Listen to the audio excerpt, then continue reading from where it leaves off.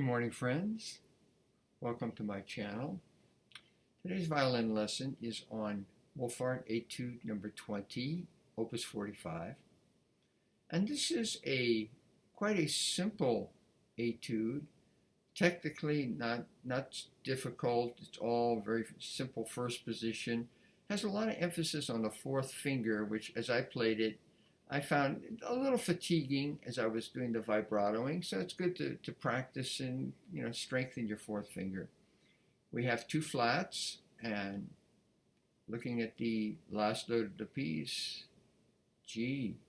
So perhaps we're in G minor instead of B flat major. And we're in 3/4 time, 3 beats in measure, quarter gets a beat, and the tempo indication is allegro. That's a relative. I'm always very iffy about allegro. It means bright in Italian. It doesn't necessarily have to mean fast. It could be fast. I didn't play it terribly fast when I just played it for you. I wanted to have more of the emphasis of these crescendos. And I want to give you a little secret that if I were to have to mentally be thinking every single one of these phrases having a crescendo, it would be exhausting. So what I do is I mentally envision an accent on the downbeat of each bar, even though recognizing that an accent, I'm leaning into the accent. It's not suddenly a sudden, accent, little pointer. It's a gradual thing. And lots of times accents are that. We build up to them and maybe put an emphasis on that most important note.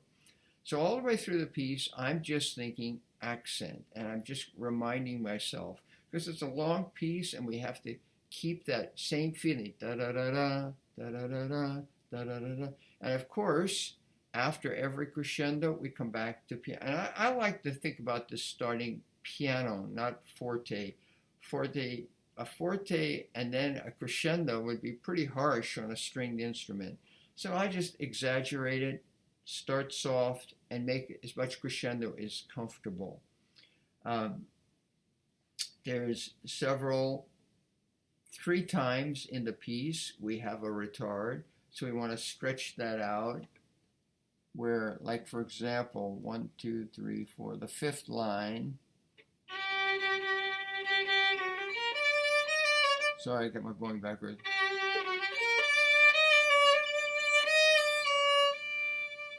Just take your time on the retards. That's kind of makes the piece much more musical and expressive. And the same thing at the end where we have the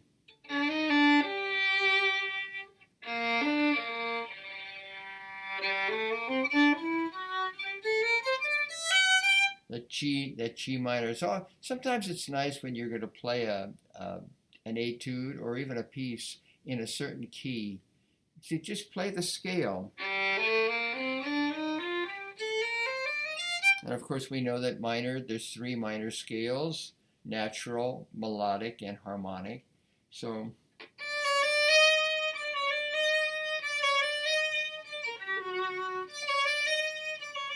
it's a very nice piece. You could play it faster if you want.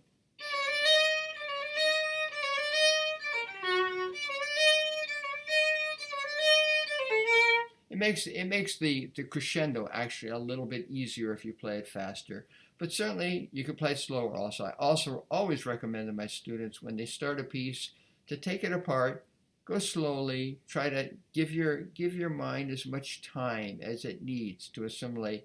And it's good sight reading practice, because when I first joined the San Francisco Symphony, I was not a good sight reader, so I did a lot of practice. But as the years went by, I got to be a very good sight reader, and I could look at music and know, I could play it in this position or that position, and grasp larger amounts of the phrases to see where I was going, and being able to go. Actually, by the time I was retiring from the symphony after 20 years, I hardly ever put a fingering in. I could just read that well. So if you do the same thing with these etudes, start going through them slowly, and try to see how much you could read. Be aware of the key signature. B flat, A flat, and then there'll be extra accidentals that come along.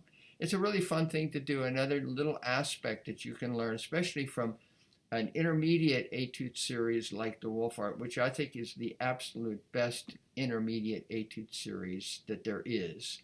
And I have all my students go through Opus 45. Okay, thank you so much for listening. If you like the video, give it a thumbs up. And if you haven't subscribed, please do. Thanks very much. Have a great day.